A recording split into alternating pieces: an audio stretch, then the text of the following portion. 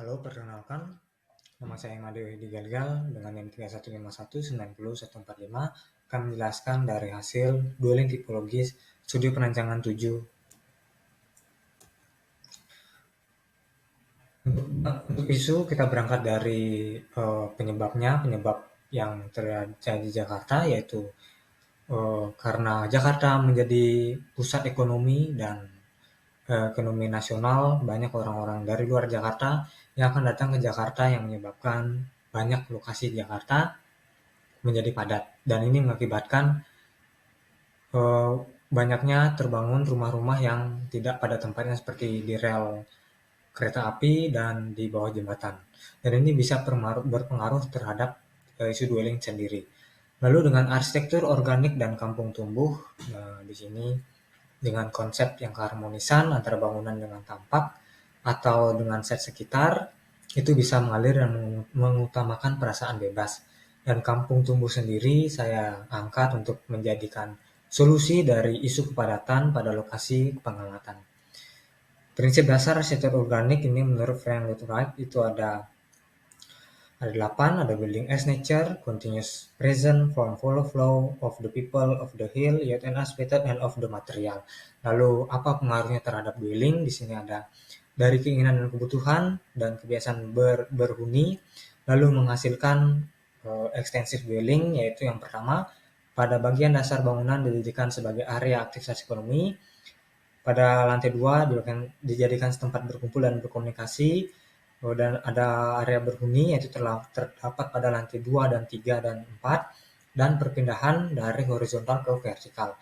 Lalu penerapan apa saja yang kita lakukan dari arsitektur organik terhadap respon tapak, kita mengambil nilai 2 dan nilai 5, respon keruangan, respon bentuk dan massa, dan yang terakhir respon tampak bangunan kita mengambil nilai 6. Ini purpose program dengan transprogramming karena melibatkan kombinasi dari beberapa program yang berbeda dalam bangunan yang sama, terlepas dari penataan ruang dan ketidaksesuaian antara kedua program ini. Di sini kampung tumbuh di mana di lantai dasar dijadikan sebagai kegiatan ekonomi, lantai dasar kedua menjadi fasilitas pendukung seperti apotek, klinik, dan lantai 2, lantai 3, dan 4 dijadikan sebagai khusus hunian, yaitu hunian dengan 3 tipe, yaitu 18, 27, dan 36. Di sini ada bubble diagram dari area komunal menjadi pusat untuk berkomunikasi setiap warga yang tinggal di sana. Lalu ada persentase hunian sebanyak 52%, kegiatan ekonomi pada lantai dasar sebanyak 33%, dan fasilitas pendukung berupa klinik dan apotek sebanyak 15%. Itu adalah strategi perubahan massa yang digunakan. Yang pertama, dan untuk respon tapak menggunakan poin 2 dan poin 5, continuous present dan of the hill. Lalu respon tapak pada bangunan yaitu of the material, dan respon bentuk dan massa diambil dari building as nature dan form flow.